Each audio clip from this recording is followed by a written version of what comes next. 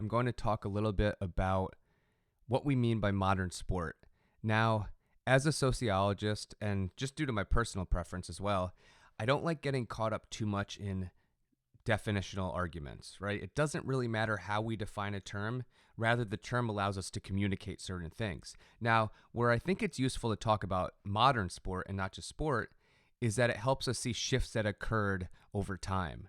Now, if we were a history of sport class, we could probably take, 3, 4, maybe the whole class just on this topic. But we're just going to focus on, I'm going to try to keep this to about 30 minutes. And I just want to give you an outline of different ways people have talked about how sport is different now and how they define it as different than previous iterations. I'm also going to share on Blackboard a sheet with just a list of the 10 qualities that I bring up in this lecture. So I'm going to go over, again, how some people thought about modern sport, what makes it modern, think a little bit about the definitions, and then go through the 10 qualities. So basically looking at all the research that's out there, these are the things that people tend to agree on. There's more. I probably could have had 20 qualities, but these are the 10 core ones. This is going to be the basis for the in-class writing that you have. So you're going to be watching this lecture. You're going to be watching two ball games, which is a link that I sent out to you, a video from, I believe, the early 80s. I need to check. I think in 1983, if I had to guess. And then you're going to be connecting the lecture to that video. So if I was assigning any reading related to this topic, I would have two choices, right? There's two dominant readings in this area. The first is by Alan Gutman. Alan Gutman is an historian. He focused on sport.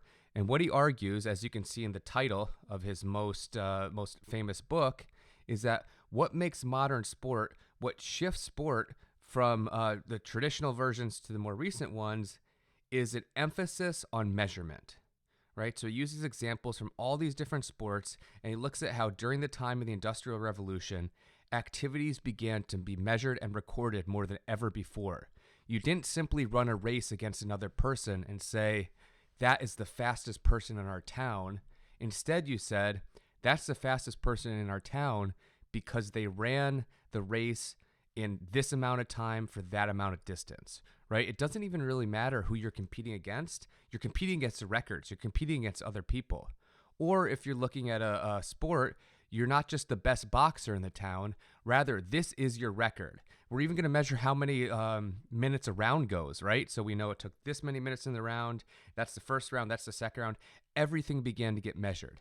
That's what Gutman thinks is the most essential shift that takes place in society. In a sense, if you're someone who's taken social theory, or if you've been in another class where you talked about Max Weber, this is the rationalization of society.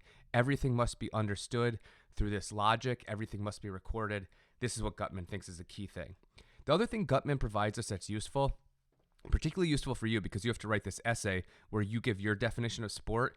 You don't necessarily have to agree with this, but Gutman provides us a very logical understanding, a very logical argument of what he considers play, games, contests, and sports. And he provides us this little chart that you can follow along. So the way to understand this is, all right, play is just something where you engage in some sort of activity for fun, right? So that's some sort of play.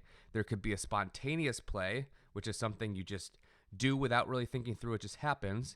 Once it becomes more organized, once you introduce rules, once you introduce a purpose, then suddenly it's a game and not simply play, right? Now let's think about games. Well, you could have games that are non-competitive, so that's still a game. Once you make it more competitive, he says that's what makes it a contest. Now, there's different types of competitive contests, right? Or competitive games, which he calls contests. There's some that are just intellectual. There's some that are physical. That's what he calls a sport. So that's a good working definition. I think that's pretty solid.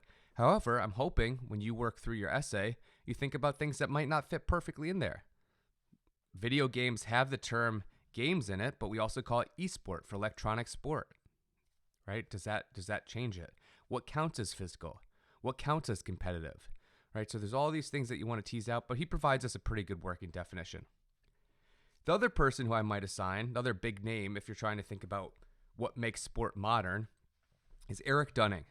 He's a British scholar. I believe Alan Gutman is an American scholar, writing around the same time period. Gutman is an historian. Dunning is a sociologist. And what he says is that the shift to modern sport is really just an increasing professionalization and an increasing emphasis on competition and achievement that go along with it. Meaning, if you are competing as a hobby or an amateur, sport is something that you do, right? You could be a Greek warrior and also compete in the Olympic Games, but you're doing the games, the Olympic competitions, as a hobby. You could be someone who plays tennis on the weekends. You're doing that as a hobby. What he sees happen is more and more people do it as a profession. And there's a complicated argument for why that occurs, right? Part of it is increasing population. Part of it is increasing travel between areas, right? So now my town can compete in against your town. And if my town is being represented by the best whatever type of athlete versus your town, maybe we really want him to exceed or her to exceed. So we're going to invest all our energy in making them as good as possible, right? So that's part of it. There's also a class shift that happens. So think about it. If you're incredibly wealthy and you like playing tennis, you can do it as a hobby. If you're someone who's poor, but you really want to invest yourself into tennis, maybe there's a way to make it a profession as well. If you're spending that much time playing tennis and getting that good playing tennis, you better receive some sort of economic benefit because you can't afford to just do it only for fun. If you're wealthy, it's okay to do it, right? So there's all these different aspects of it. But what he says is the key thing is more and more it's about the professionalization of sport, and it's all about succeeding. It's all about achievement. Even something like fair play that we like to celebrate. Fair play meaning being a good person, being kind to the competition. When you lose, not whining and complaining. All those type of qualities that we put under the title of sportspersonship. Fair play we still like to talk about it, but it's not as important as actually winning, right? That's what matters more. That's the thing that we really emphasize. So we got two different definitions. One, we've got Gutman saying, well, the big shift, and you can read these. I'll put both of these on. They're both on Blackboard if you actually want to get into this. One is about increasing ability to measure and record. The other is about increasing professionalization. But really, if you go through all the different arguments that are out there, whether it's from historians, whether it's from specifically sports scholars, whether it's from sociologists, whether it's cultural studies, there's really 10 qualities that I found repeated over and over and over. And some of this comes from Dunning and some of it comes from Gutman, but it comes from a lot of different sources. So what I recommend is choose a favorite sport. Have a sport in your mind. It doesn't matter what sport it is. And then we could think about how it fits this definition. All right. So again, no clear consensus, but here's the most common and I would say most convincing arguments. First shift that we see in the move from traditional to modern is from natural to performative. What that means is a natural sport would be an activity that teaches skills that improves the social group's chance of survival. The sport could be something involving throwing a spear, or maybe activities that you would actually use in war, or maybe it's a group or religious ritual, right? It looks like a sport, but it's also providing skills or teaching things that are useful in other areas. That's a shift to performative sport where you're really teaching skills that are useful for that sport, right? Being able to shoot a basketball is not a skill that will help you in other areas of your life. Being able to swing a tennis racket is not going to help your chance of survival unless you're like hunting a deer by trying to hit a tennis ball at it, right? So some things we could say, well, that still might count, like swimming, but swimming is a traditional sport. We've made it more modern, but it's a traditional sport. So that's the first shift, from natural to performative. Second one, a reduction of the danger and violence of the contest. What that means is we see an increase in rules designed to protect the athlete, a shift in the way the game is played.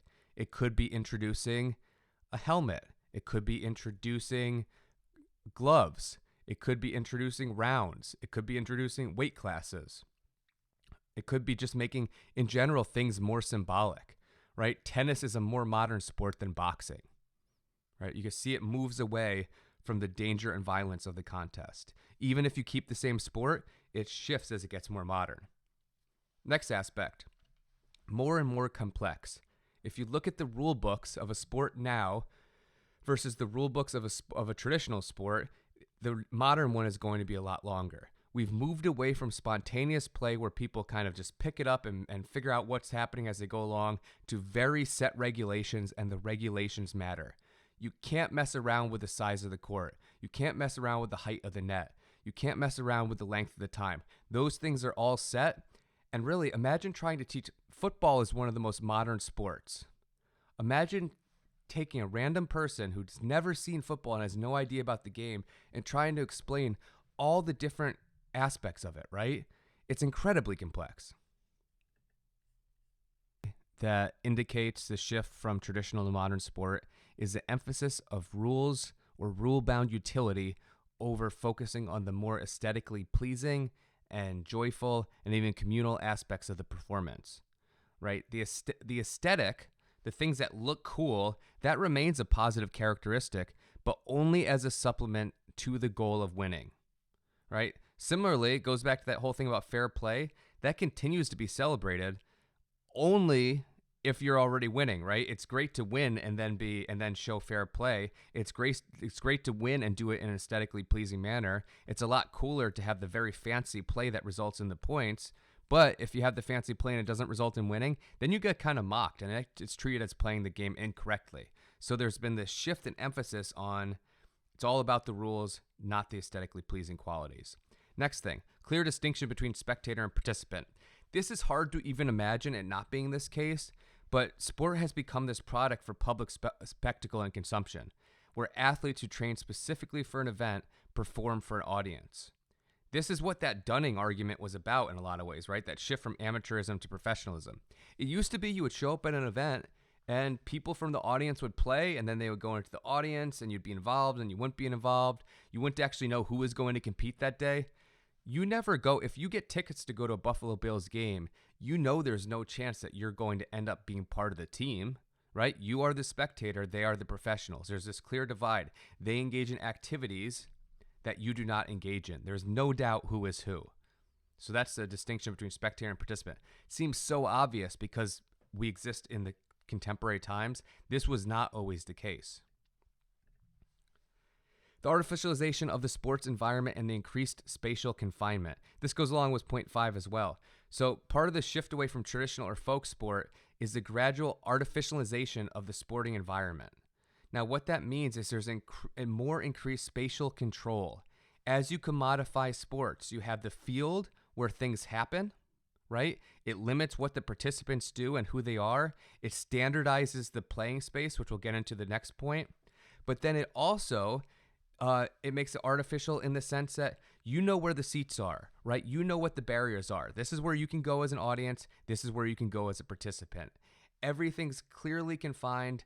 Everything is bound by lines. You know where the field, you can walk up to the soccer field. You know exactly where it begins, right? There's lines everywhere. It's no longer, hey, this field looks good. Let's play here. Oh, that street looks nice. Let's go over there. Instead, it's saying, this is this artificial space that's clearly defined, and that's a key part of modern sport. It's hard to think of a modern sport where this isn't emphasized and just taken for granted. The next thing is placelessness is increasingly an ideal. Geographic location and geographic difference is the goal is to actually overcome that and have it lose meaning. Instead, there's supposed to be a standard set of measurements and rules that are designed to conquer space. If you play basketball in New York, the court will be the same size, the hoop will be the same height as if you play it in California, as if you play it in China, as if you play it in Spain, right? It doesn't matter where you go, it's going to be the same.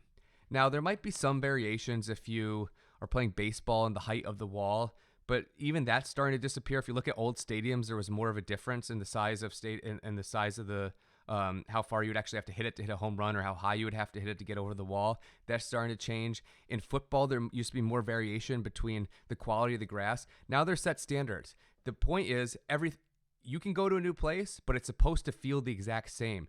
That also goes along with being able to measure everything. It's harder to measure everything and have record-breaking performances when you don't know how much geography matters. Now, it's not supposed to matter. That's part of modern sport. Increased symbolic importance of the event. Sport now serves as a barometer for the success and power of the local community, nation, ethnic group, race, right? This is this bigger thing. It's not simply that the sporting event represents what athlete is best, right? Think about Joe Louis' example. He represented the United States against Nazi Germany. He represented the black population, showing what a black body could accomplish. beating someone where the promoters for Max Schmeling specifically said a white man could never lose to someone who's not white, right? This is this bigger symbolic event. This is the nationalism that happens when the American hockey team defeats the Soviet Union hockey team in the Olympics, which has now been documented in the movie Miracle, right? It's not just about that team winning. It's about some sort of bigger story. The other one, and this is another one that's hard to think about because we've kind of accepted this as part of the way that sport works, is it's increasingly developed in masculine terms. Now, while natural, traditional folk sport may have been dominated by men to some degree, biological difference was not emphasized. It wasn't seen as justification for who gets to play sport and who doesn't get to play sport. Sport wasn't celebrated as a masculine preserve or male preserve. Now that's starting to shift, right? We're seeing more and more of the participation of girls and women breaking down these walls. Now it's expected, kind of assumed that women are also going to compete at an incredibly high level, but that wasn't always the case. So we've seen this shift where traditional sport, it was anyone played and whoever was the best was the best. With modern sport, we saw increasingly a segregation that occurred based on gender, based on sex. Now we're starting to see that break down a bit, but there's still very clear divides, right? It's not that teams are mixing. It's that, well, now we have a professional women's league and now we have a professional men's league. It's always seen through this lens of gender differences. And then finally, an increased rationalization of sporting performance. So athletes' bodies were now a technical means to an end. So in a sense, we view athletes as machines. We measure the output. We measure the production. We think about the ways to get maximum work accomplished by that body. How do we maximize the energy it can produce? In a sense, this can be this kind of abusive and dehumanizing view that leads to some practices that aren't great, especially with youth sport.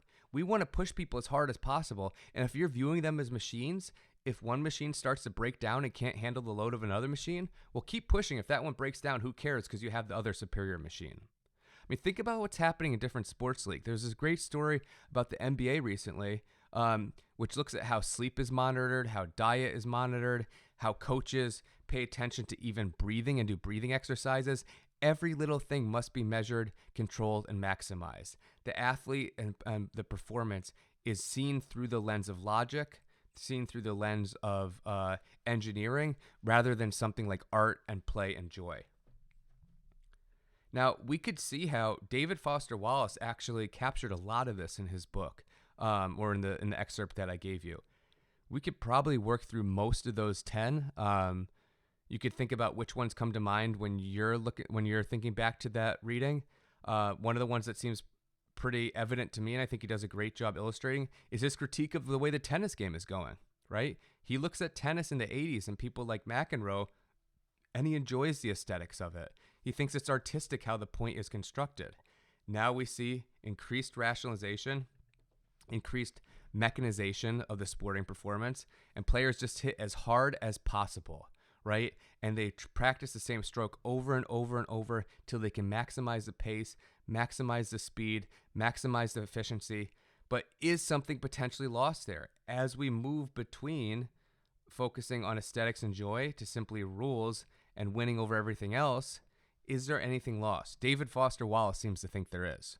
Is there something lost in the move towards this distinction between spectator and participant and the increasing professionalization? His whole point about Michael Joyce is that he's become so singular because this is every aspect of his life. This is both the profession and the hobby. This is his only passion. And even the passion is something that it seems like he must do rather than he necessarily enjoys doing and can think about why he does. All right, so what I want you to do for the in-class writing is you are going to watch this documentary. I think it's like 20 or 30 minutes long, called Two Ball Games. I shared the link with you. Take notes when you watch it. Almost be like David Foster Wallace going to this tennis tournament. Take notes on what you see in each game. So that's the first part. Then I want you to analyze some of the key differences. What are the differences between these two games that are being portrayed? When you're thinking about those differences, make use of at least 3 of the modern sports qualities. So I gave you 10 qualities. Make use of at least 3 of them. And then at the end, I just want you to think, which would you choose to participate in? And why would you make that choice? All right, hopefully that lecture made sense. I tried to get through it relatively quickly. Let me know if anything's confusing.